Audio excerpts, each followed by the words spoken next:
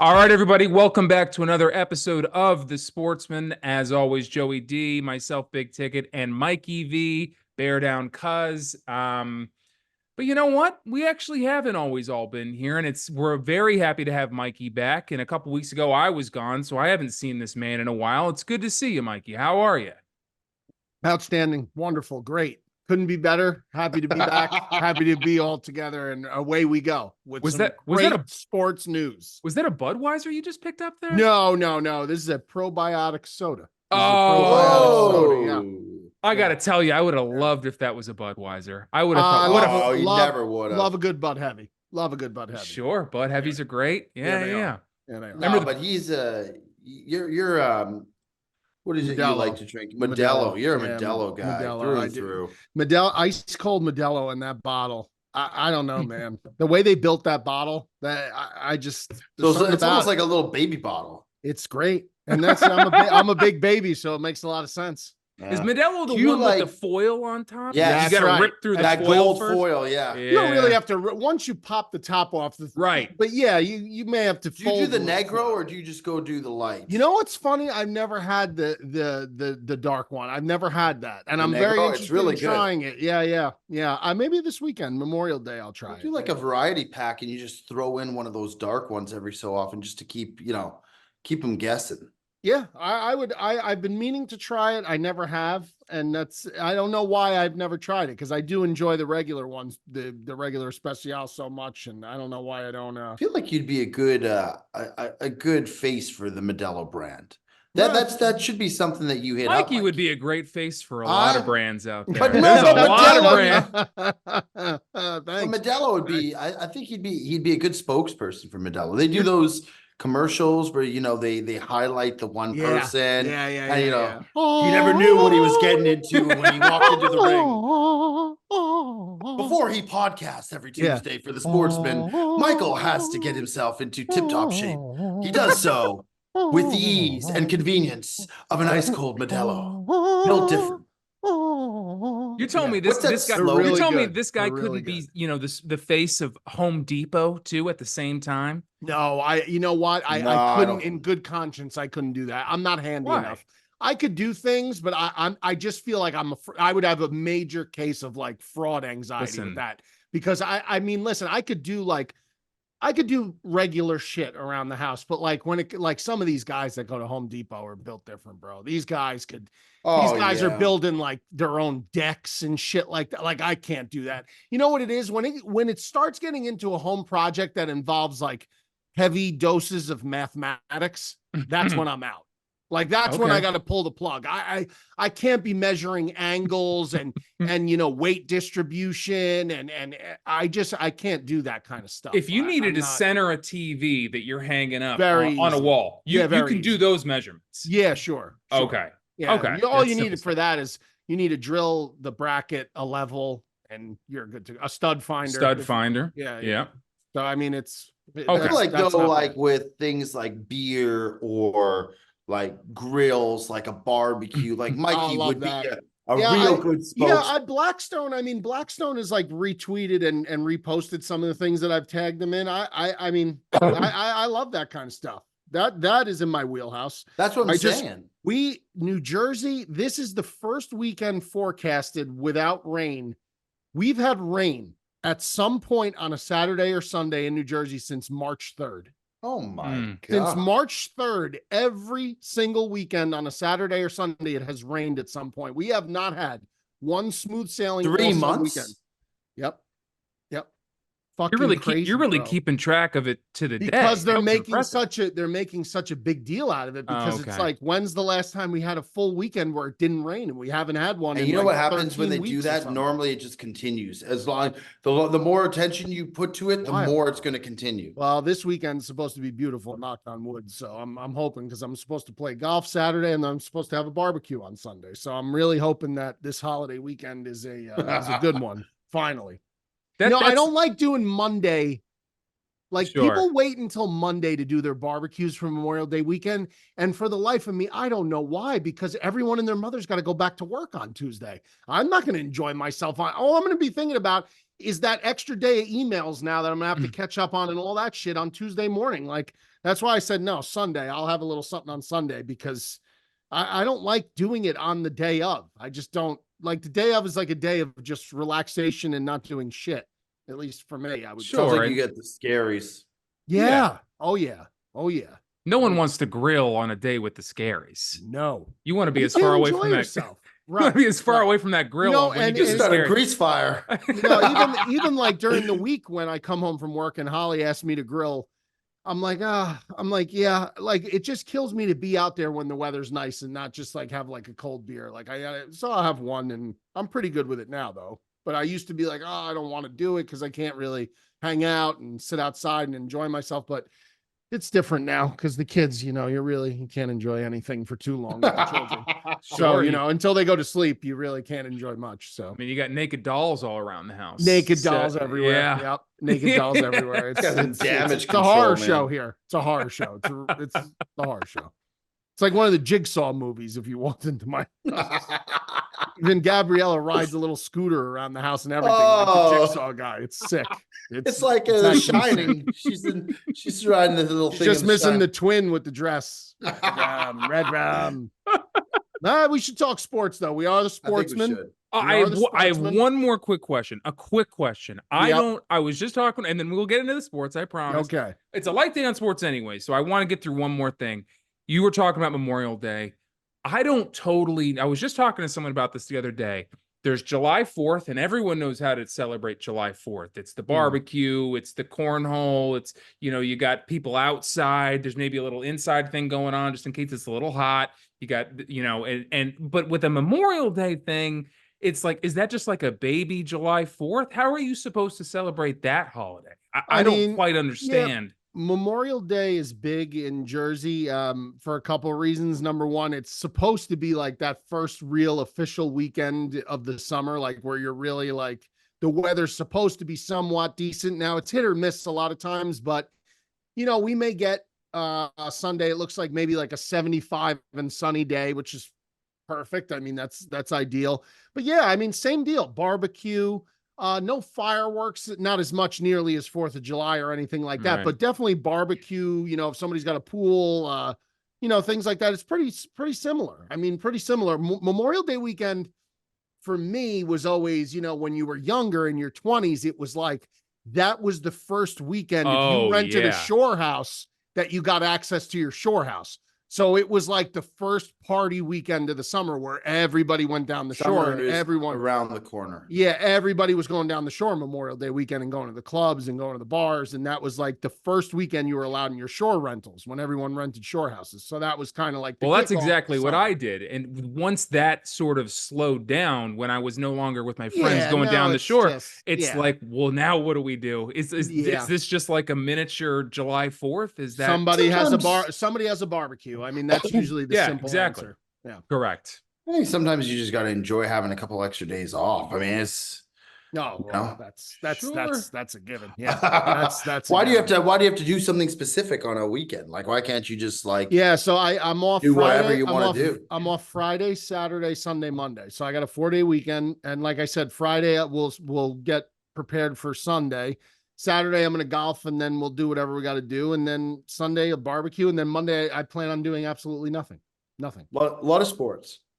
Sports. A lot of sports. We are the Sportsmen. We are the Sportsmen. And we love sports. We do love Memorial Day weekend, too. And we do love going down the shore. And we also love July 4th. That being said, we also love the PGA Championship. Yeah. Let's get into that. Obviously, Xander got the chip off the shoulder. He took home gold there, and it was very rewarding for all people who are fans of him. And obviously, we know him, so it was very nice to see him kind of finally get over the hump and make that happen. But I don't know what you're laughing at. You said on the last episode, Ticket goes. I did. We all know there's not a shot in hell he's going to win and close it. That was the show last week. Correct. Yeah. Okay. We're talking about how he was one of the higher favored golfers.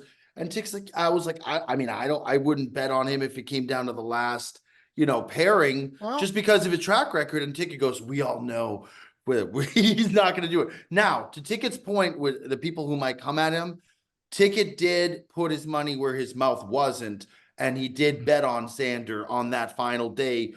Kind of more ridership towards Bob, but correct. He did do it. I don't want people to think that I'm saying one thing and then betting a different way. It was full ridership for Bob and you, and we all decided to go on Xander, and I was like, I'll ride.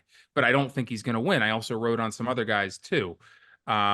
But yeah, I mean, listen, there shouldn't be a lot of people coming for my throat because I don't think that was a super unpopular opinion. It's not like that was some sort of hot take. It was true that this guy would fold on Sundays. And this time, God bless him, I'm happy for him, he didn't. So it was a big one for him to come through too. Now he's a major champion winner. I feel like that's, anytime now that you play a tournament, they'll announce you as a PGA champion, or if you win a US Open, like that's something that you can hold with great respect and merit, as a golfer, because it's so hard to win a major. But it was impressive. The guy that first goes out Thursday, shoots course record 9 under, 62. Lights out early and often, played unbelievable, probably could have been even lower, and then just goes wire to wire. And there were guys every day putting up big numbers. Shane Lowry, the one day goes 9 under.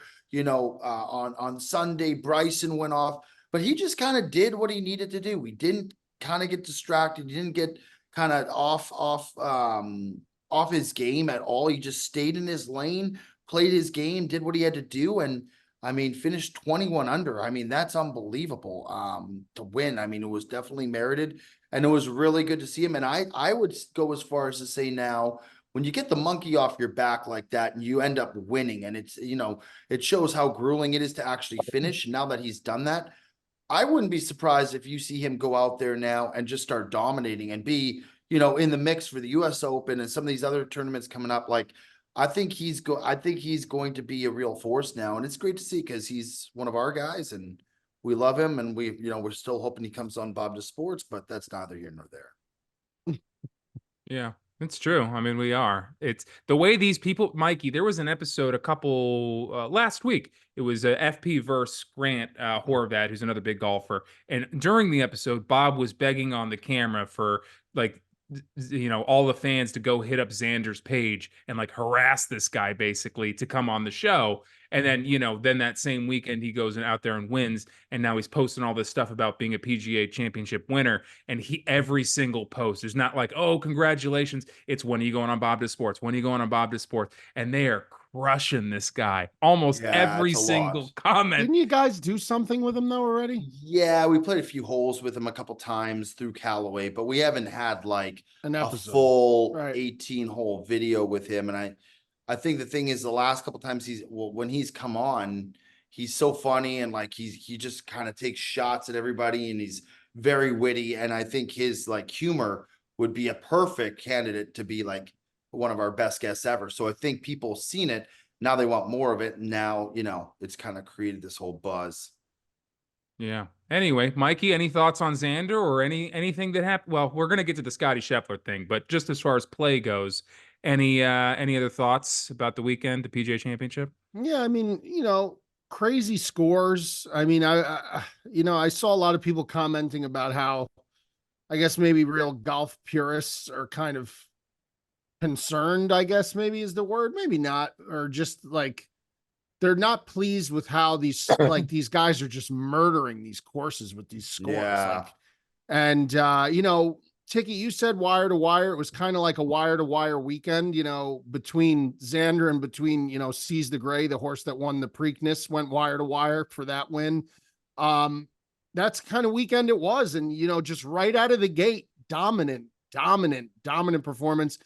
To win it on the last shot there to make birdie was something that was, that a killer would do. That's a killer move when you could seal the deal like that in a fashion like that. And I know it wasn't the most ludicrous of putts. It's not like he made, a 30-foot putt or something like that. But even still, you have to have a lot of moxie to knock that putt down, especially as Joe was saying, he had been in positions before where he hadn't closed the door.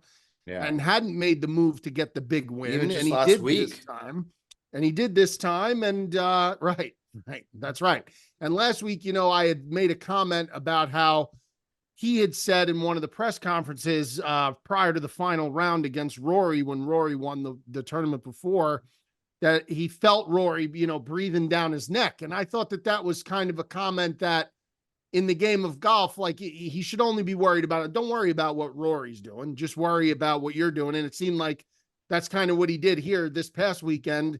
And it led to his first major. And I think it could be maybe one of many to come. He's certainly been rock solid this year.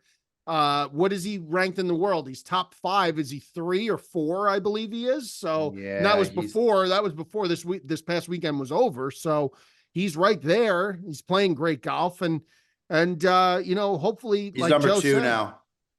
He's here 2 he goes after Scheffler. So maybe a victory like this is exactly what he needed to kind of just, this is like, he broke the ice and now maybe more dominoes are going to fall.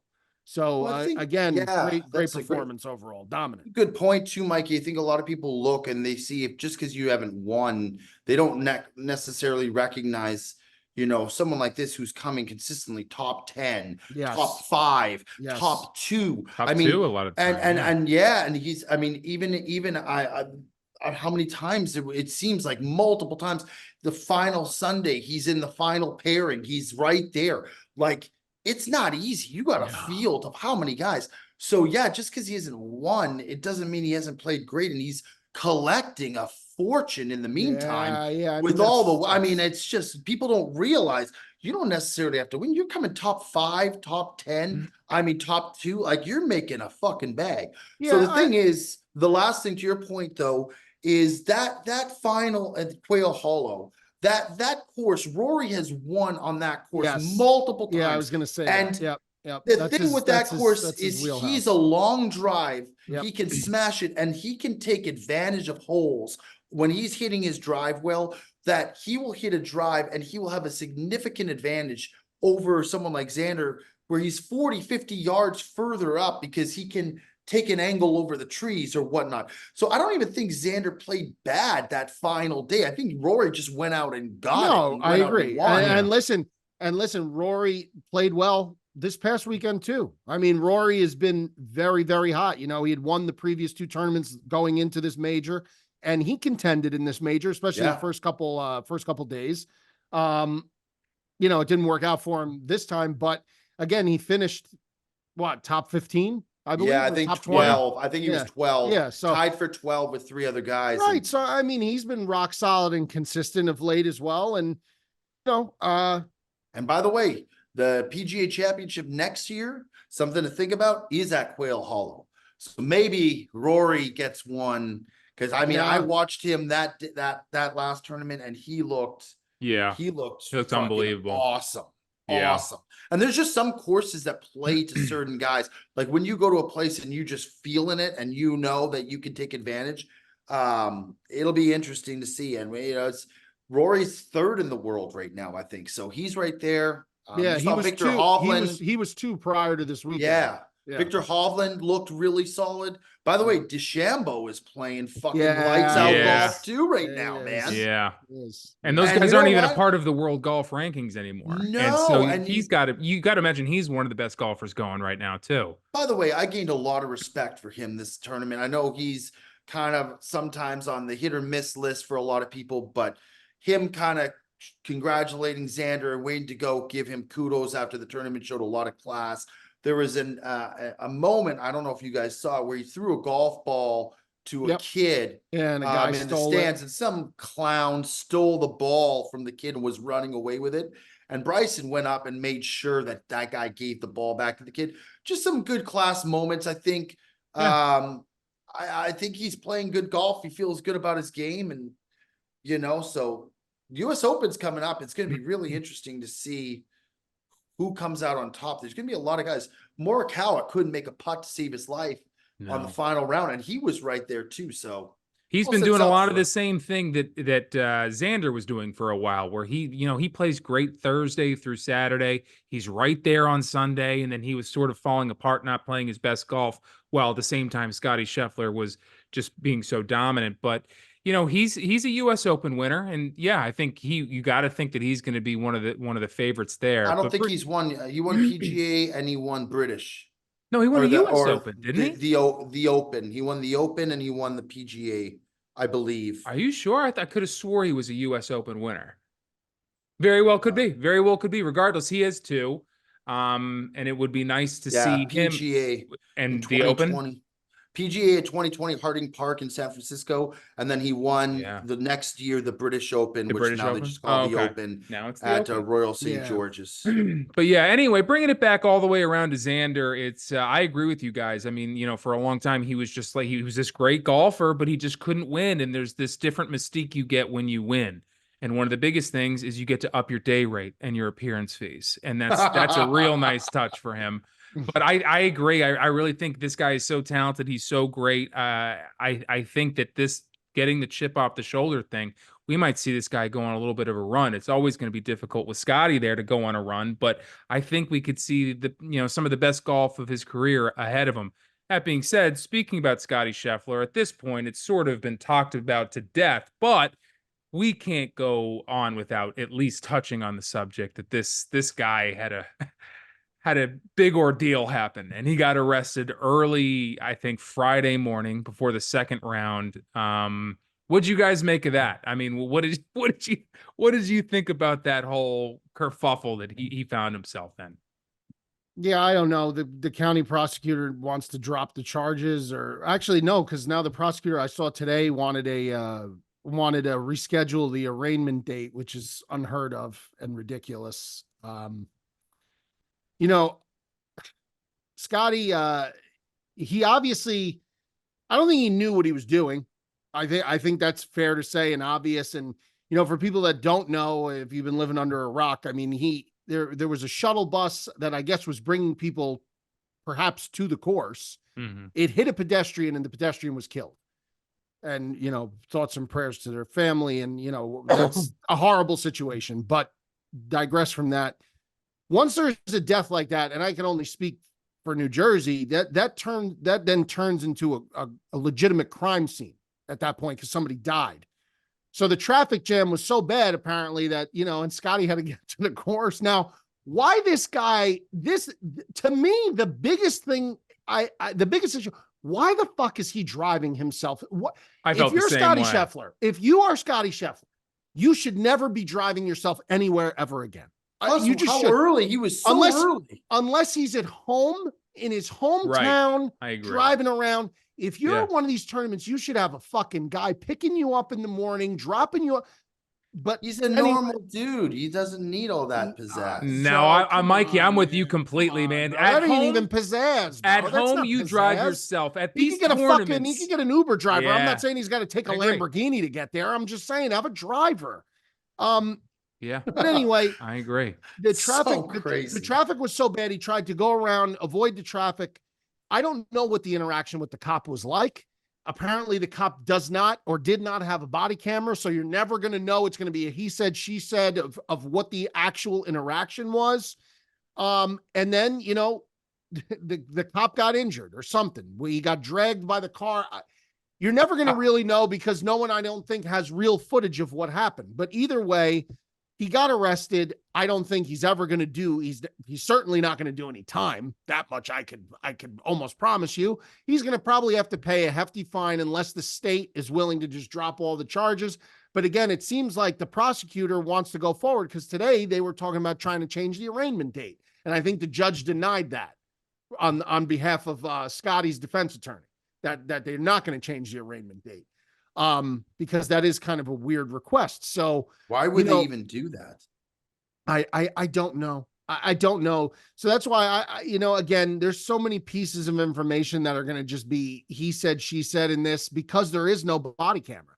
And that why the bottom did he line not is, have a body camera? I don't know. Again, I know in New Jersey and most states now, it's every cop in the world has a body worn camera. Every cop I've ever seen wears a body worn camera in most states now. So I don't know. I can't speak to Kentucky law. I just don't know. Maybe this guy was just out to lunch. I don't know. Could have been. Again, I'm not going to Monday morning quarterback either of them, Scottie or the cop, because I just don't know what really transpired. But enough, obviously, to the point where the cop got aggravated with how Scottie was acting. And I guess he didn't think he had discretion. Yeah, I don't know. Again, it's something that I don't know. There's all these funny memes that they're putting out with like, yeah. Oh my God. Some really good ones. There was one where this guy, I'll be quick about it, but he pulls up and he goes, do you know, I'm a golfer. He's like, you're Scottie Scheffler. I'm a golfer. He goes, can you please step out of the vehicle and show me your swing? Oh yeah, he does like he does like the ground. Get on the ground. Get on the ground. Yeah, that was good. Because nobody would believe with this swing like that he was actually the world number one. That was good. That was good. But I will say just two quick things. I think Mikey summed it up very well. I don't think we need to go too much more in depth because again, we don't really know what the fuck. No one knew, and it was all this speculation and back and forth. I really haven't seen that much just chaos and like getting ready for the second day of a major championship. It was just like all this shit was going on. It was crazy. So that was to me very interesting. But I will say it's a very bad look for the PGA because for starters, and what no one was talking about, and Mikey, good on you for mentioning it. Someone was fucking killed. Like, how the hell? Yeah. Like, what are they not doing? Like, how are they not have something set up properly? So on top of that, someone's killed, and then the world number one gets arrested and is almost not going to make it for the first tee time. And he was in the mix at that time to still win. And it's yeah, he was. You know how much of a shit show, how bad that looks on the actual PGA America. I mean, that looks horrible. Well, was the shuttle bus accident with was that connected to the PGA? Yeah, that's my question. The guy was a volunteer working at the fucking tournament. There you go. See, I didn't even know that. So I would have imagined he was a volunteer. I mean, so you got a guy working for the tournament as a volunteer gets killed. And then on top of that, stemming from that, you got the number one golfer in America who everybody wants to watch. And regardless, and again, we don't know, and it's all speculated. It's just a shit show. It looks really bad. And it's like, it was not a great look by any means. Yeah. And again, I'll just go back to this. Like, the PGA, you're having this major event. There's going to be traffic to begin with. And you're allowing these guys, like, football, basketball, baseball, not individual sports. I understand that, but they're traveling together with security. They're traveling together in buses, shuttles with armed officers escorting them to and from the location. I understand this is a different sport, but the level of publicity and the potential for fallout if something bad happens is just as big as with basketball, football, baseball. Put these guys and say, listen, if your tee times are from X time to X time, your bus is coming and picking you up at the hotel or wherever you're staying at this time, and arrange it. Do not let these guys drive a fucking car on the highway with Joe Schmo, Civilian. They all drive, and get put in they all drive. But Joe, it's dumb. It's dumb. If you watch the Netflix Full Swing, I agree. I agree with you 100%. Why not? They're professional athletes. Why not get transported like these other Netflix Full Swing? They're all of them are driving to the course. It's ridiculous. It's ridiculous because now forget about the arrest and forget about this. Suppose Xander, God forbid, or another guy who is in the lead gets in a fucking accident driving his car and gets injured and can't participate. The odds of that happening, of him getting injured, if he's in a bus or a large vehicle being driven by a driver, is a lot less because the driver, in theory, would know the area better. They're in a bigger, obviously, a bus, which if it gets hit in a regular fender bender, odds are that the people in the bus aren't going to be seriously injured. Like, it's just, let's minimize the opportunity for fuck up. And it feels like the PGA could do something very simple to take action there. Kind of like ride service. Yeah. Maybe this will be the tipping point for that to happen. And I hope it is, because I think it's dumb. What do you think, Tick? I mean, I think it's dumb. I think it's completely dumb. The other thing too about it is like, the amount of times that I agree that he shouldn't be driving, but the amount of times that he's just driven up to a golf course and probably driven right in, and there's been zero issues, is part of why this guy probably just ran right through there, because he's done that hundreds and hundreds and hundreds of times. Yeah. And you know, I don't think that he knew the cop jumped on the car. And so this whole dragging of the cop thing, it's like, you think Scottie Scheffler knew there was a guy hanging on his car and he decided to drag him for yards and yards and yards? No, it's a story that seems a little bit, depending on what you read coming out from that town in Kentucky, that it seems like the police department's trying to, on certain points, trying to let you believe one thing, and then depending on what you're reading, like on ESPN, they're kind of telling you a different thing. It's hard to piece this whole story together. There's trigger words in those charges, like assault on an officer, and when people hear that, they overreact. But it doesn't need to be a full-blown, like, he punched the cop in the face to be considered an assault. But it was the dragging of him on the car that I believe was but it doesn't. But the dragging doesn't even need to be to the degree of he dragged him down the street. If the cop is holding on to the door handle and Scottie decides to take off and the cop gets injured somehow, even by just pulling his arm, that's technically considered an assault. It doesn't have to be like he's getting dragged a block by his, his belt or something. So I think people just need to take that into consideration and have perspective on, like, don't get triggered by certain words getting put out there by the media and by the police department. Like, just take it the back. The media had a field day with it. Of course, bro, they went nuts. They went nuts. And it was just so ridiculous, man. It was just so ridiculous to see some of the things that some of these media members were saying. Like, they were astounded that this could even, like, that it was even a possibility. But again, I come back to, this could very easily we could minimize the risk here. The PGA could step in and say, we're going to implement a ride service for our golfers to protect our brand from this ever happening again, like Joe said. Yeah. And it ain't going to be an expensive fix. It really isn't. I just tried to look it up on my phone. I can't find anything.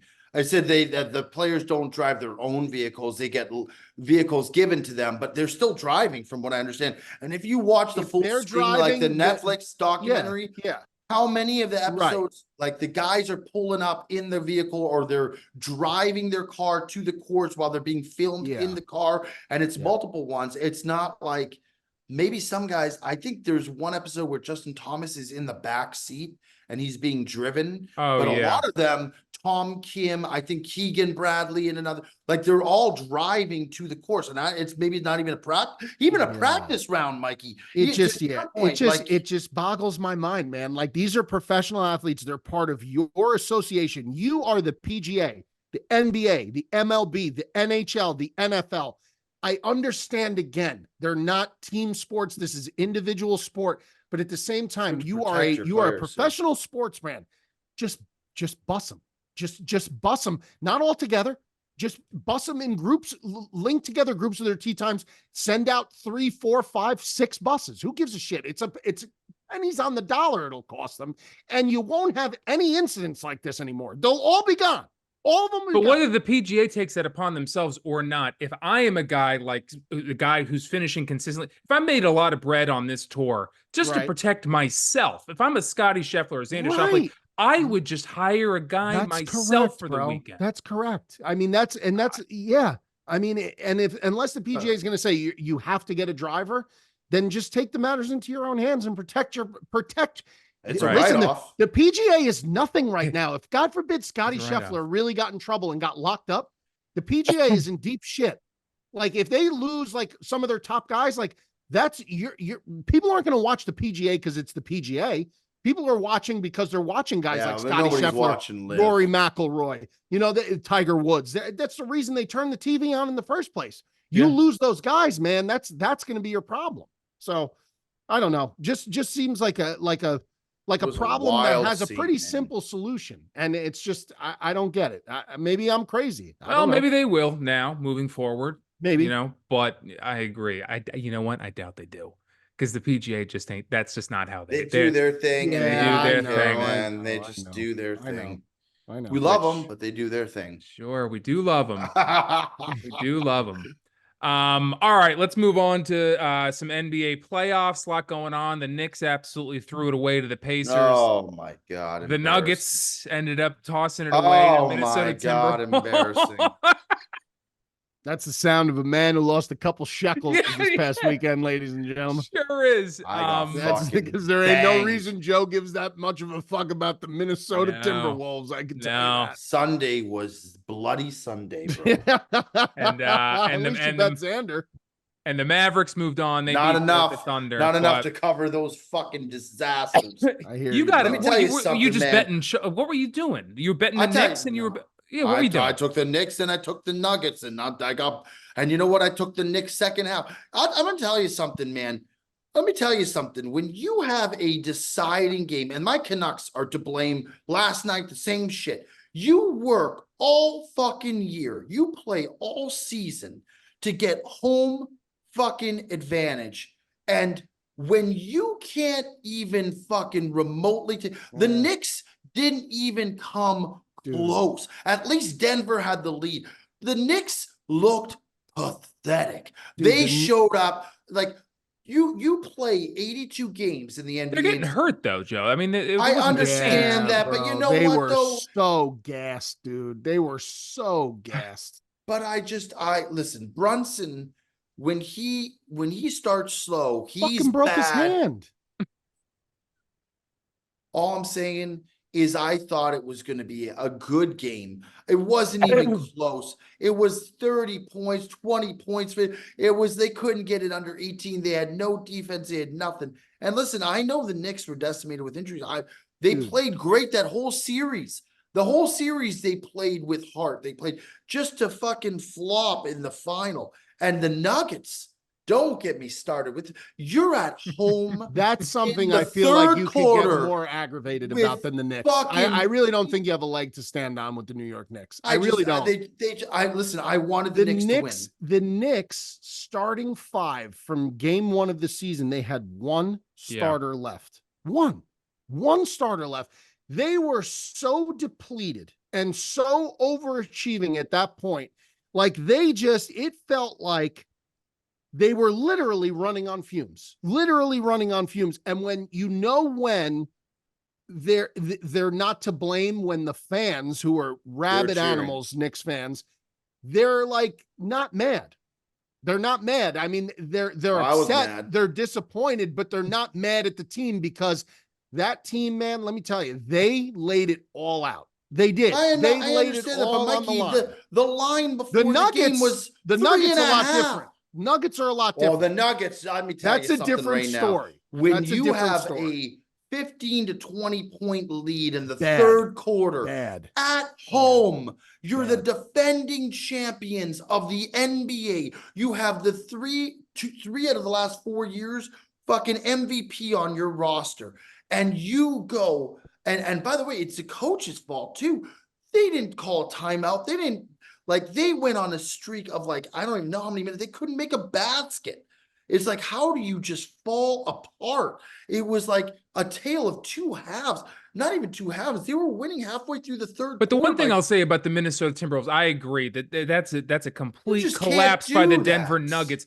But the Minnesota Timberwolves have been playing some of the best defense the NBA has seen in a while from a team like them. They have ballers too. I mean, they have ballers, but the defense that these guys are playing, they're great. I mean, for a league that's being killed right now for not playing much defense, the Minnesota Timberwolves are going out and doing it. Again, Nuggets absolutely collapsed, but the Timberwolves are playing good defense, man. I mean, I'll say this about the NBA playoffs and the NBA in general right now. I think it's a bad product. I don't enjoy it. I think the NHL playoffs, blow it away. I think the NHL playoffs blow the NBA playoffs out of the water. I don't even think it's close. But I will say this.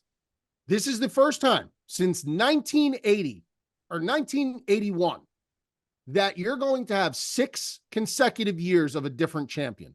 Okay. That's good. So I'll say this. NBA at least is becoming a little bit more of a league of parity. There's some parity in this league, which there wasn't. It was a dynasty league for the longest time. And it does seem like, and by the way, you've gotten different conference winners too all these years. It's not like it's the same team winning the East and the West every year. So I'll give that to the NBA at least. They've discovered a way with the salary structure and however they're doing it, where it seems like the dynasty thing is kind of getting watered down a little bit, and we got some real parity, which is a positive for the sport. I think you need, because let's be honest, man, like nobody grew up a fucking Golden State Warrior fan, or very few people, like, and it was getting exhausting to see that, as great as they were and as cool as they were and all that. Like, I think personally, as a, you know, just a neutral fan looking in, that it's more entertaining this way. So I'll say that, and there's some good storylines. I'll say that too. Like, I think the Celtics, like all the pressure being on them, you know, they haven't climbed that mountain. That's a good storyline. I think Anthony Edwards and what the Timberwolves just did. Yeah, that's an excellent storyline. Luka Doncic and the Dallas Mavericks, like another team that's kind of like a lot of pressure on them. I feel like that's a good story. The Pacers out of nowhere. Nobody gave them a shot, really. They've been playing well. So the storylines are there. I'll give them that. It's just that the games themselves, man, is just these like 20-point, 30-point swings. Close, it's just weird. Yeah, some have like that Maverick OKC game was great. Game 6. And the Knicks Pacers, most of the series was pretty good. And the Nuggets Wolves series was wild, because even though it went to game 7, almost every game was a blowout one way or another. It was wild, because it didn't seem like any team had like a grasp on it, and then the next team. So I would agree with you, Mikey. I think, but listen, I think the NHL playoffs, and as tragic as it is, because in the United States, for whatever reason, people don't pay nearly enough attention to hockey. And it baffles me. Growing up as a Canadian, like, hockey is everything. But the NHL playoffs, whether you like hockey during the regular season or not, excellent. It is awesome. They're excellent. It is exciting. Every game, I mean, there might be a blowout here or there, but almost every game goes down to the wire, and it's fucking hard fought. There's fighting and hitting, and it's just like, it's just a great product. And it's a shame that more people don't watch it. But I agree with you, Mike. I think it's far superior. But I think as bad as the NBA has been throughout the regular season, I think the playoffs have been at least decent. I think the product's been better.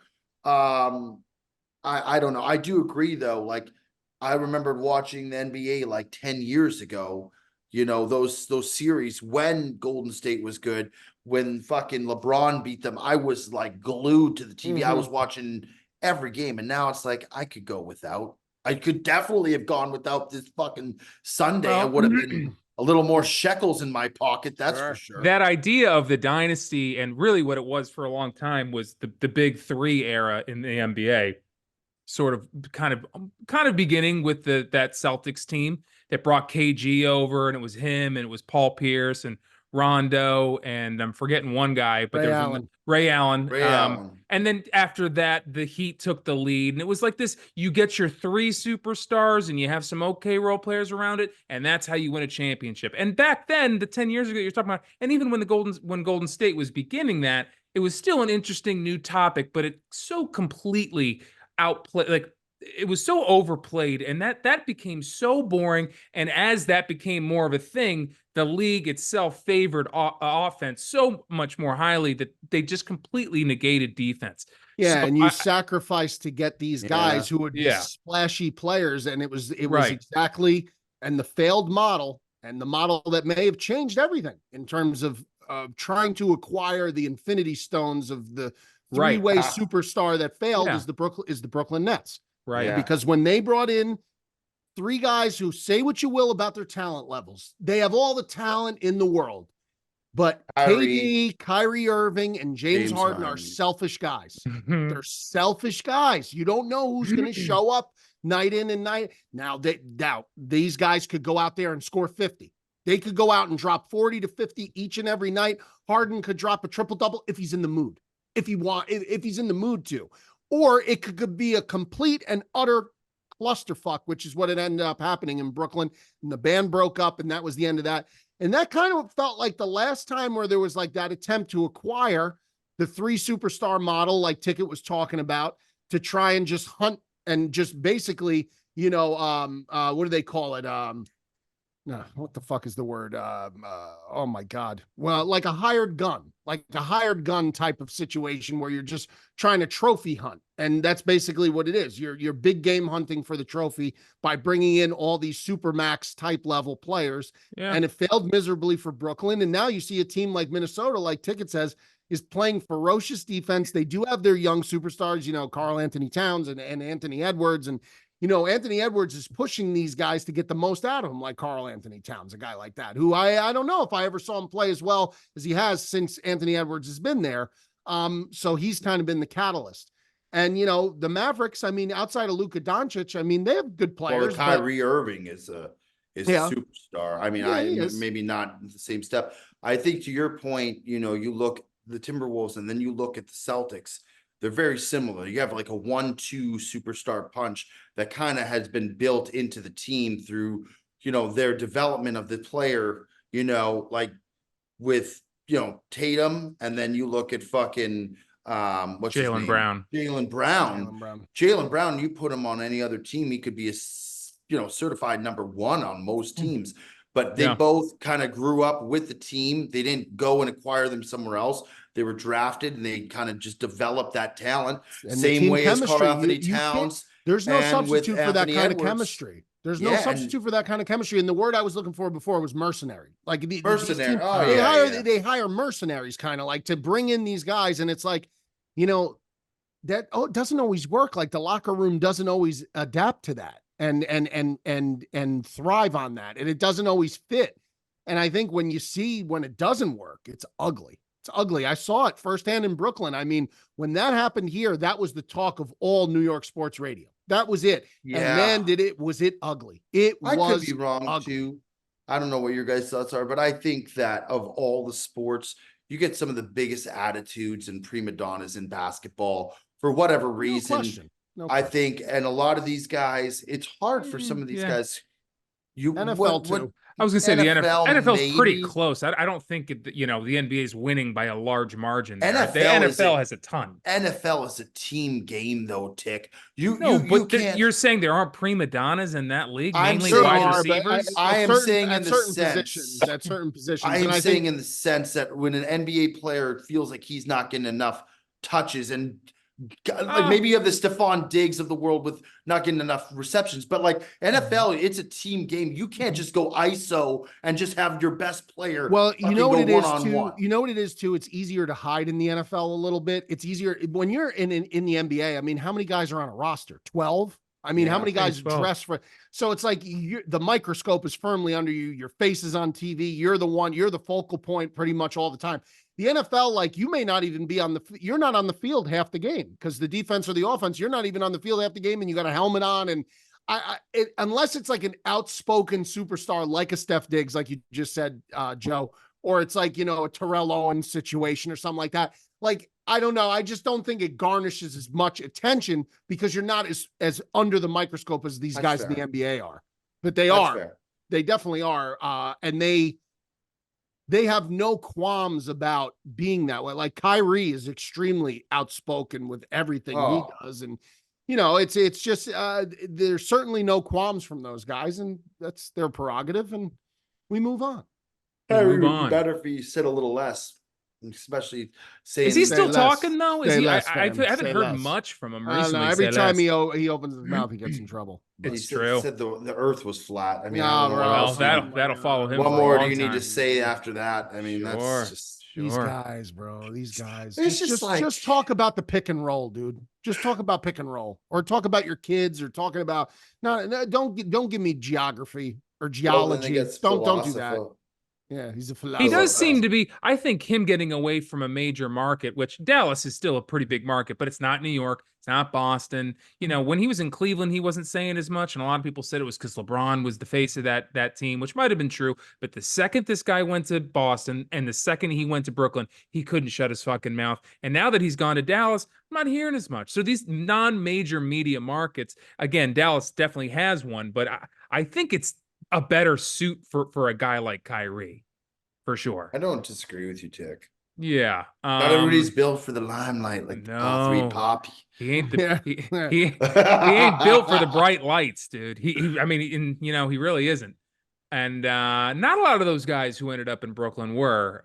Kevin Durant, can't really win without a guy. By the way, I feel like he's fallen off, man. Well, he's stuck in Phoenix, isn't he? He's still stuck in Phoenix, which was another team that tried to do a big three thing there for a minute, and it didn't work. You're right, Tick. You're right.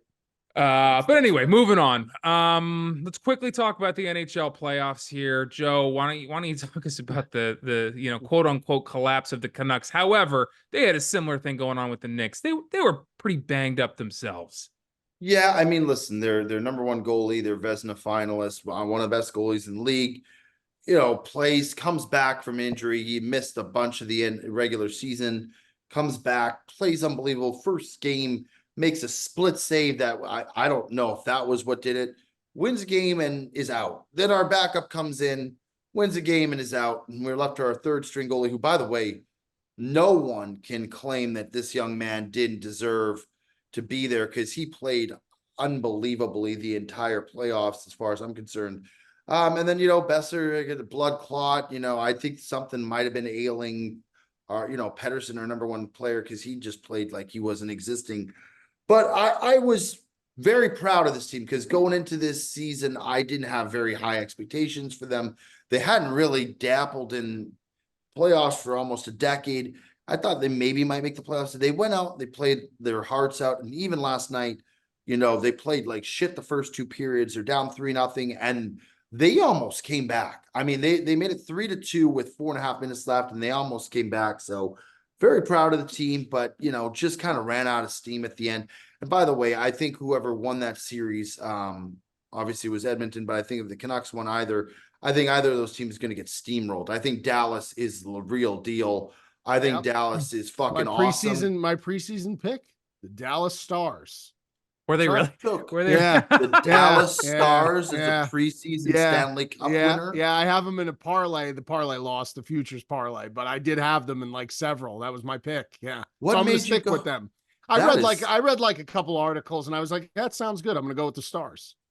Yeah, prolific good seasons. Prolific offensive team plus a good goalie. Their goalie's good, and Ottinger is excellent, and they could score. So I was like, all right, that works. And I know they were pretty good the year before, and I don't know. I think they're a much better team than either the Oilers or the Canucks. Here's the thing with the Oilers, and they limited the Canucks from taking a lot of shots. They can allow goals. They'll allow goals. Their goaltending is terrible. They do not. Right. But the problem is they're so offensive, minded that they can score 4 or 5 goals a game and get away with it. Yes. If you gave them series, it's going to be a fun series. And then on the other side, I mean, everybody thinks the Rangers are going to. I think this Florida Panthers team is I think they might win the cup this year. I think they're the best team. They were in the Stanley Cup last year. They have a seasoned Tendy and Bobrovsky. They've got talent up and down the lineup. Barkov and Reinhardt and fucking who is it? Verhaeghe. And I mean, dude, they have great Montour on. They have great players. And they were in the Stanley Cup last year. So I think a lot of people think that the Rangers are going to cruise. I think the Panthers are going to win, and I think they might win the whole thing. You can't say that the Rangers are going to cruise after the near collapse they had against Carolina. That was almost an epic failure and collapse by the Rangers. I'll say this quickly about the Vancouver Edmonton series. The Canucks, that game 6, I thought it's just unfortunate. The Canucks went ice cold, no pun intended, offensively for 4 straight periods, carrying over from game 6 to game 7. They scored a goal in the first period of game 6, and they didn't score again until the third period of game 7. And that was their undoing. You just, against a team like Edmonton who just fucking scores like that, that can't happen. You just can't have 4 periods straight in 2 must-win games, really, where you're not scoring any goals. And it was unfortunate, but again, I thought game 6 was very entertaining. I thought game 7 last night was very entertaining, and hats off to them, Joe. That it was a great series, and Edmonton is clearly a very, very talented offensive team. But again, I said, I'd rather be the team that's a little less offensive with a great goalie like Dallas, and I would take my chances with Dallas. So I would agree with Joe. I think it's going to be Dallas, and I do think Florida is going to take New York out. I think it'll be a long series with the Rangers. That's gonna be a good one. I actually think both these series could be 6-7 game series, to be honest. Yeah, I mean, I think the Panthers Rangers one that's going to be a long one. I think Dallas. You think Dallas is going to wipe them out quick? I think it's a much higher chance that goes to 5, maybe 6. I think the Panthers Rangers that's going to be almost a guaranteed 6 or 7. I would think. I mean, I think the odds are better there. I mean, I'll be rooting for the Rangers. I don't have a team, so I'll always root for, and I know that's sacrilege for Devils and Rangers fans to hear that I'll root for both, but I truly just don't have a team, so I'll just root local, but they hate each other. The Devils Chicago Blackhawks fan? No, My dad never watched hockey, so he watched football, so he was never into it. That's the reason I don't have a hockey. You would have had a lot of championships if he was a Blackhawks. Yeah, I know. This is what I'm talking about. Dad just didn't leave you with the. You can't even get the fucking sport right. At least we got the Yankees. Well, maybe. You got the ultimate championship. I got the Yankees. Winner. Yeah. Got the Yankees, but looks like they're going to dump another game to the Mariners tonight. But that being said, Joe, we talked about it last week. We're going to Fort Lauderdale and we're watching a Florida Panthers game and we're staying at the Seminole and we're gambling. So the first game is tomorrow in MSG, and then they play on the 24th in MSG. Here's the problem. I leave on the 29th to go to Vancouver. So if we don't go on, that's a big old problem. We might be watching the Stars then. Will you be back for the Stars if they make? Oh yeah. Okay, we better be praying for now. If it goes to 7, if it goes to 6 or 7, I'll definitely be back. But okay, all right. Well, I'm gonna make sure that happens. But anyway, root for the Panthers to go to the Stanley Cup. I'm rooting hard. I'm a huge Panthers fan, the biggest there is now. All right, let's move on here to it's getting a little late. Let's move on to who's a problem this week. Joey D, I'm going to start with you. Who's a problem this week? It's going to sound ridiculous, but there's some teams you just can never win with. Some teams that just will always fuck you no matter which way you bet on them. You bet against them. You bet over, they go under. You bet under, they go over. The team that I have just given up on this team. I can't fucking stand them. They bang me every single time. The San Diego Padres, I am done with this team, dude. This fucking team, bro. I swear to God, man. I bet do you know how big of a degenerate gambler you have to be to sell the San Diego Padres? That is your problem this week. Is the San Diego Padres. Joe don't even really like baseball, and he's the Padres are his problem. This means that Joe must have lost so many bets on the Padres this year. I don't remember winning a bet on this fucking team. Every time that's like me with the Mets. Dodgers. That's like me with the Mets. The Mets have banged me in the past too. I don't bet the Mets. That's the funny thing. If I bet the Mets, they lose because of the Mets. If I bet against the Mets, that'll be the one game that they win. They always this week alone. I had at the beginning of the week, the Yankees played the Padres. I think an over or something. The Padres couldn't even get on base. Then Yankees pitching was hot. Yankees pitching. I know. Then I go and turn around and I bet the under on Sunday. And the fucking Padres, bro, are beating the Braves in Atlanta 9-0. I look every inning, they had 2-3 players on base. They were getting singles, they were getting home runs, they were getting walks. It was like, what is going on here? And it's not only that, it's like every time they play the Dodgers, I'll take the Dodgers. They beat the Dodgers. Then I'll take them to beat a team like the Reds or some dog shit team, and they're so bad. I cannot hit on this team, and it is a team that I've given up on. And you know what? If you're a Padres fan, that's not against you. It's nothing personal. It's just this team is my jinx. They are my fucking crux, and I have given up on them. The Padres, brown and yellow is never a fucking sports color team. You have this with a team except in for every sport. The Rowan football profs. Shout out the Rowan profs. That's brown and yellow. horrible. You have a team like this every year, though. It's like when it's football, it was like the Atlanta. It was the Falcons. It was the Falcons. Falcons. Falcons made me a lot of money last. No, Saints. No. It was the Saints. Oh, it was the Saints. Yeah, it was the Saints. Yeah. Look at this guy. Yep. Yeah, it was the Saints last year. You would have thought that like he had some vendetta against the Saints. Like you would have thought he was a Falcons fan the way he hated the Saints. There was some basketball team too that it was a college basketball team. There was, it was like I'm laughing. He knows exactly. I think it was Kentucky, possibly. Yeah, it might have been the worst. Yeah, Kentucky.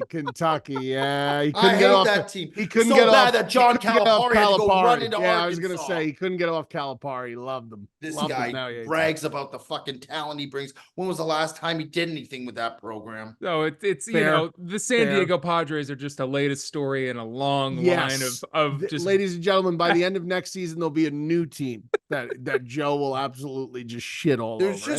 But you know what? I think people will relate. There's just always a team. Yes. I'm sure Ticket, you've had it. Yes. There's always that one team that no matter which way you go for them, they bang it. You go against them, they're the best team you played at. Yes. Then you bet under, you think they're not going to score. They score a million. I'm trying to think who did that to me in football season this past year, NFL wise.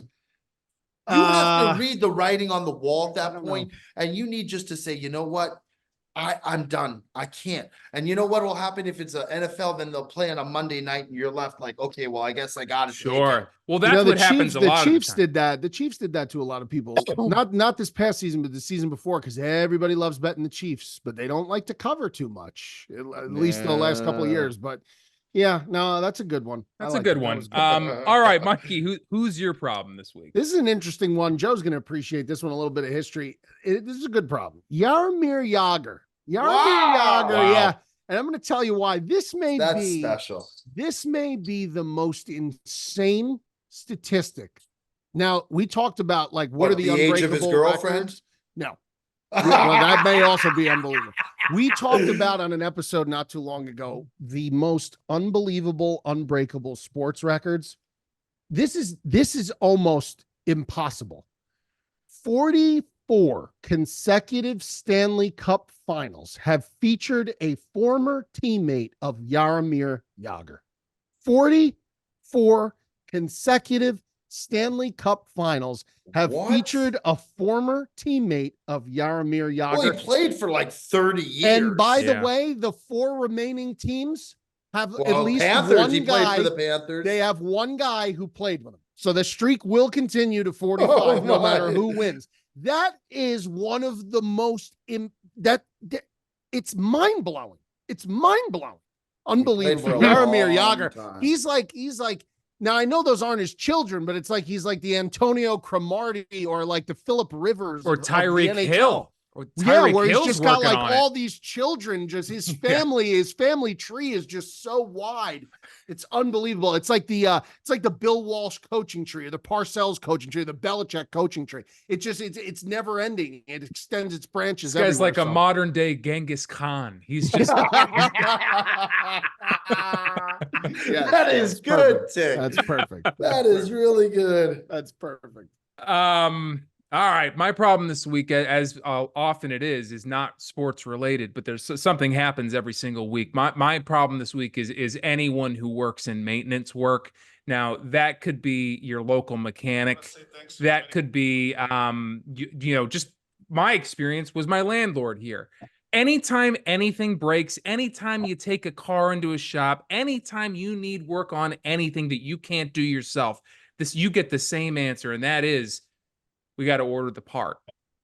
They don't have any parts. None of these guys have any single parts. They got to say, like, we're going to order the part. It could come on Monday. It could come on Thursday. We don't know. We're handcuffed. We're handcuffed by the guy sending the part. And I asked the guy too. I was like, so if this thing broke, what parts do you have? Is there a way that this thing could have broke and you have a part that's ready to go, or and they were, they conveniently weren't speaking English very well all of a sudden. So I just got a real problem that none of these guys, there's almost, unless I need an oil change too with my car, these guys, they have the oil. And they have oil filters. Yes. Other than that, both of which I know how to do myself. Anything other than that, it's like, We'll see. We got to order it, and I got to get the guy on the line. And it's just ridiculous. If it almost makes me want to go into being a mechanic because I'll do it better. I know I will, but then I'll have a large inventory of just items I just will never need. Going back to Yager. Say thanks to Dominica, my girlfriend. She's too young to remember. I played in Pittsburgh, but yeah. Well, listen, this guy spread his. Because I want to say hello to Dominica. How many, Mikey? How many women is it with? Does it say how many women it's with? No. It has. It's okay. You got to imagine you're. No, it's just how many guys have played. That's been 44 consecutive Stanley Cup Finals. That's featured. The championship team has been at least one guy who's played with him. Which is, I just don't even know how that's possible. It's amazing, but it's definitely a real stat. Well, okay. Okay. It's definitely a real stat. It's 100% real. Jesus, bro. She looks like she's 12, man. This isn't even his current one. This was an old one. She blackmailed him with the photo and he sent it out to the world. That happens a lot. This is probably one of the. You're gonna blackmail me with that photo. One of the best problems I've ever given. I think is this is like a top 5. He's a problem. Look at Joey's losing it. Did you see? But yeah, Tick. I agree, bro. You're very lucky now if you go somewhere where you have to get something repaired and they actually do have the part. You consider yourself lucky, and it's actually sad that it's come down to that. But you feel like you're lucky. That guy's a menace. That guy is a menace to society. This guy looks like he should have been playing with the Rolling Stones. He looks like an extra from Wedding Singer in that Metallica or something, dude. Yeah, you know how many of these guys, these celebrities or athletes, are getting they'll be sleeping with someone random, and the woman or the guy, depending on the celebrity or the athlete, will take a picture, and then they blackmail these guys. That's a common story. I'll tell you whose mechanic always has any part they need. Jaromir Jagr's mechanic. Oh, I bet he doesn't wait for parts, Tick. I bet he don't. Probably knows I bet the he whole fucking shop. does. You think so? No. It is bad. I mean, what's bad, man? Jaromir Jagr, you know what he does? The car doesn't work. He'll just go buy another one. Buy a new one. Yeah. Sure. You know how many cars in America have Jaromir Jagr's parts in them? Oh. Imagine how many in the Czech Republic. Oh boy! Every car that's being is that what he is? He's Chechnyan. Yeah, he's Czech. Really? Czech Republic, Czechoslovakian. It would be. I don't know if it's Chechnyan or Czechoslovakian. No, Czechoslovakian. Czechoslovakian. Yeah. Okay. Anyway, let's move on here to viewer questions, and then we'll wrap it up and get out of here. First question comes from Dan Brielle. Catch a sporting event with any living celebrity. What and who? What event and who with? Sporting. How about watching a fight in Madison Square Garden, Muhammad Ali with Frank Sinatra? Wait. Oh no, I think it's a living celebrity. Wait, it's like yeah. It's an event that's gonna happen Fuck now, off, bro. Yeah. I thought you could just come up with anything. No. Unfortunately, you wish, and so do I. That would be a good one, though. Oh, very good. You know, I don't know how great of a hang Frank Sinatra would be, but yeah, Muhammad Ali fight would be good. Are you kidding? I could see him being an asshole. Sinatra, Tick? I could see him totally being a dick. No, he's a good guy. No. Oh, he's a good guy. You're sure about that? He's a good guy. He's a good guy. He was a fun hang. You know what that guy did for Sammy Davis Jr.? During times when Sammy Davis was being, prejudiced against and all that, Well, he refused to play in the same clubs. If they wouldn't allow Sammy on stage, he wouldn't even take stage. He was a good dude, man. Yeah, but that's his friend, Mikey. Of course he's a good guy. But to I his would friend. befriend him. He doesn't know Joe. Yeah, but maybe he would befriend him. I feel like he would have a good time. I feel like he'd go out and have a lot of fun. Joe would tell him that he was entertaining people at the 12th green at Augusta, and they would hit it off right from there. He's entertaining. He would invite Joe into the Rat Pack. Joe would be the newest Rat Pack man. But you got to give me a current one. Yeah, give me a living one, Joe. A current celebrity. A current celebrity in any sporting event. What sporting event and with any living celebrity? Something that could happen. Seeing a Packers game with somebody, It's not easy now. Trying to think. Can we do someone else and let me think for a second? All right, I'll go real quick. I'll keep it simple. I'll see an Eagles game with Bradley Cooper. I think that's gonna that's be a good time. one. Yeah, I think that's gonna be fun. Mikey, you got one? Yeah, I would like to see a World Cup final. I'd like to see a World Cup final, and I'd like to see it with oh my goodness, what celebrity would I like to see with? Conor McGregor. I'd like to watch the World Oh, Cup. that is absurd. That is truly horrific. Why don't you take Conor McGregor to the Audi Club and watch a Yankee game together? Nah.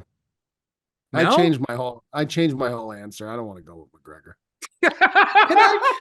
Can I just tell you, I'm not a big celebrity guy. I don't need to watch with a celebrity. How about I just go to a Canucks game with my dad in the NHL Stanley Cup Finals and watch Now him that's win? a real piece of shit thing to say. Now Mikey and I have picked two people, and now you're saying I can't think of somebody who I'm not that big on celebrities. I don't really. That's not true. You like it can be a sports athlete celebrity too. You could go with a retired. You could go with Brett Favre to a Packers game. Wouldn't that be cool? Brett Favre to a Packers game. I gave you an example. You pick who you talk want. About Wranglers and his fucking Mississippi homecoming. To say there's not a single celebrity out there that you like, I mean that's just a. It's not that I don't like. I just think that I'm not like a huge celebrity guy. I'd rather go volunteer at the children's hospital with my grandmother. All right, too. That's what I'd like to do. Oh, fuck off, Tick.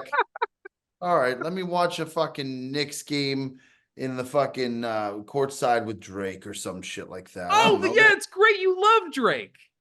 That's a great I'd rather watch the Canucks win the Stanley Cup with my dad. Drizzy Drake. I think if that was a real offer to you, to go hang out with, I would. But if you offered me my tomorrow, real answer, if you offered me tomorrow, Ticket, the opportunity to go courtside with Drake at a game. Or watch a Canucks Stanley Cup game with my dad. It's not even close. Yeah, I would. My answer, my real answer is Chicago Bears Super Bowl with Jim McMahon. That would be my real answer. That would be what I want to do. Really, you're a big Jim McMahon guy. Love McMahon. Okay. I mean, look at the jersey, bro. Didn't he have all kinds of? He's got like some stuff going on. He's right? a big golfer though. Loves playing. He's on the golf course every day. Plays barefoot. Very interesting. You know what would be cool is watching a Masters Sunday like in the press box with Tiger. Sure. I don't know if I would want to go with Tiger though. John Daly. Now that on the other hand, I'd like to watch the Masters live at the Masters with Daly. That would be fun. That would be fun. Oh, you're having a good time with JD. They have behind that Amen corner. They have that like this special secret like little bar that you can go into. It's like outer worldly. You go in there with Daly, you turn the place upside down. Did you go in the bar? Yeah, dude. Well, you had to go with only members could get in. Oh, and we had the guy that we were with. His dad was a member, so we got in there. It's like a different world, man. Really? It was like, oh my god, they had the scoreboard, like a running scoreboard up. They had TVs. They had it was like being in a hut that was just in the middle of nowhere. You didn't even know it was there. Yeah, that's cool. That's pretty cool. That's very cool. All right, next question comes from Neil O'Shea. What are your guys' best accomplishments to date? Oh my god, man. Well, what? That's a good. What's wrong with? Okay, fine. Sorry, Neil. No. Doesn't like that one. No, I don't have any accomplishments. What are my accomplishments? Oh, the humble. This is you're on my greatest accomplishment, and it's gonna sound corny, but my greatest accomplishment is my children. Kids. See, that's a good answer. I wish I had kids, man. That's a good one. I mean, I don't like to say that that's an accomplishment, really, but I mean, like when I think of accomplishment, it means like something that I'm the most proud of, and that's what it would be. All right, my beautiful wife. There you go. There you go. Damn, I don't know if that's accomplishment. I mean, I'm blessed to be with her. I don't know. It's not like I caught a trophy fish. It's like it's you know what I'm saying? It kind of sounds like that, but I'm very proud to be with my wonderful wife. He caught a game fish. He caught like a huge marlin. You gotta go bring it to a taxidermist and hang it on the wall. No, I know exactly what you mean, Joe. Take it. What's yours? We got kids and wife on the board. Yeah. I mean, that's if you're playing Family Feud, those are the top two answers. You're the producer of the hottest internet golf show in the world, man. Wow. Yeah, it just doesn't. It just doesn't look so good next to kids and wife. But yeah, okay. I'll go with that one. Producer of the hottest internet YouTube golf show. Yeah. All right, and the next one the last one we'll do is from Matt Hendry, best sports mugshot of all time. Oh, good one with Scottie just coming out. That's very good. Oh. Best sports or any mugshot? Sports, he said. Sports, but we could open it up to anything. But is there someone you have in mind? That Elvis one. Tim Allen. Tim Allen's a great one. Tim Allen's a great one. Tim Allen is a great one. Allen is a fun Tim Allen has one? Oh, he got caught with like 8 pounds of coke on an airplane or something like that. He was like trafficking it or something way back in the day. Tim Allen, the Tool Man Taylor? Yeah, Tim the Tool Man Taylor. That's right. The Santa Claus got fucking caught with how many pounds of coke? Guy loves to hit the ski slopes every once in a while. Yeah. Well, he was Santa Claus. Hold on. Look at this mugshot. Look at the tash that fucking Tim Allen had. Look at this fucking guy, man. Oh my God. He looks like one of the Allman Brothers. Unbelievable. He looks like he should be singing in a folk band. He looks like someone's stepdad. Yeah, he does. He does. Look at this Stone Cold Steve Austin. Yeah, that's real? When he was arrested? I don't know. That could have been from a Monday Night Raw in '98. Oh, AI. That's tough. That's Ticket's guy. That's tough. Yeah, it's a tough one. There's some good ones in here, dude. We need Joey D's mugshot is what we need. Oh. There's a mugshot. Oh, high as a kite, it would appear. That's another tough one. Whatever he was arrested for doing, he was definitely doing based on it. High off his own supply. Yeah, he probably, what was that? That had to be like a DUI or something. Whatever Tim Allen was moving, he was ingesting. On it. Yeah, he was on it. Yeah. Oh, this was 2 years ago.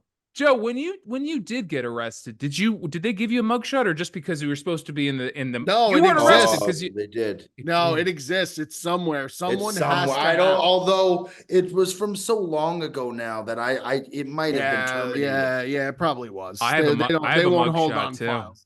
Do you got a mugshot, Tick? I got a mugshot too. Do you have it? No, I don't have it. I assume and hope that it's deleted from history forever as well. If I could go back, my one regret is I didn't take a picture of it. Like, I wish I could have somehow got a copy or something of that, because that would have gone down in the fucking history books. I bet if you get famous enough, it'll resurface the same way a lot of these other celebrities are just willingly right there on the internet. I don't think anybody from Kelowna is searching through the fucking. It wasn't. Is that where it happened? Kelowna? Kelowna, BC, yeah. All right, so we need Kelowna, any listeners from Kelowna PD to do a historical archive deep dig. And try and find but here's the thing, I wasn't even pressed with any charges, so would they have even kept it? No, well, yeah, they'd keep it, but at this point, it's probably purged. They probably, you know what they definitely do keep is your fucking fingerprints for the future. That's what they definitely do. That's true. Yes, that's true. Yeah, they're definitely interested in that. I'm not looking to break the law anytime soon, so I'm sure I'll be okay. Okay. All right. Yeah, me neither. So that's good. Good on us, Dick. All right, gentlemen. Yeah, look at us. Hey, you know what? Look at us. Just 3 law-abiding citizens. You got a guy with a wife and the internet producing star right there. Right. You got one guy with a couple great kids. You got another guy with a wonderful prize trophy wife. And you got another guy who's. I didn't say trophy wife. I said trophy fish or something like that. I said I don't want to call it an accomplishment because it sounds like I just caught a trophy fish. I said it's not like that. Sounds like you caught like a huge bass in the ocean. Like the world's largest marlin. Yeah, remember the Sopranos, the big mouth Billy Bass? Yes, of course. Take me to the river. Yeah, what a great show. Lock me in the water. What a great show. I had one of those growing up. Watching. Oh yeah, everybody. You know what I actually thought? I actually think that I might run it back from season 1. Little rewatch. Sure. Yeah, I love a good rewatch. It's been a while. It's been a while. I just rewatched Breaking Bad. Masterful. Wow, from start to finish. That's a long ride. No, season 4 to finish or season 3. I started like midway. That's still fun. I tell you why, those last couple episodes, man, are fucking nuts. Unbelievable. The last episode is insane. Yeah. So he creates that device. Oh my really some dirtbag activities, bro. I'll tell you what, this is a nice long episode. The boys are back in town. This was a good one. This was fun. Yeah. It's been a while since we've all been together. So, and then Tick, you want to tell the people that for next week what we're planning on doing? Well, you're bringing it up. Why don't you let the fine folks know? So you know what, everybody at some point or another needs some time off, and Lord knows our own producer, Mr. Anderson himself, has been, just purging himself with Sportsmen, responsibilities for quite some time now, is going to take a much needed trip to Europe. So next week we are going to pivot a little bit. And instead of doing an episode, we're going to give this poor young man some time to enjoy himself off. And we will be doing an IG live, the three of us.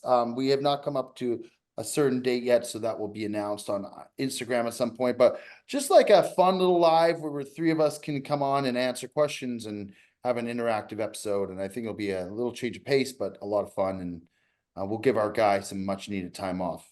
Yeah, that's exactly right. That's exactly what he deserves. And I think we're going to try and shoot for Wednesday, the same day the pod normally comes out, but we'll talk about it. And like Joe said, we'll release it on Instagram for everyone to have a sure, hard date to come and watch that. But anyway, guys, yeah, it was good to see everybody. It was good. We did a nice long one. That was fun, especially when we're not going to be doing one next week. But like, comment, subscribe on the YouTube and on the Instagram. Fire your questions over there. That's how Mr. Anderson will then send them over to us, and we will answer them at the end of each episode and for an hour long next week on Instagram Live. So without further ado, gentlemen, that's been Mikey V. That has been Joseph Peter DeMar and myself, Ticket. And we will see everybody next week on Instagram Live answering some questions. Till then. See ya.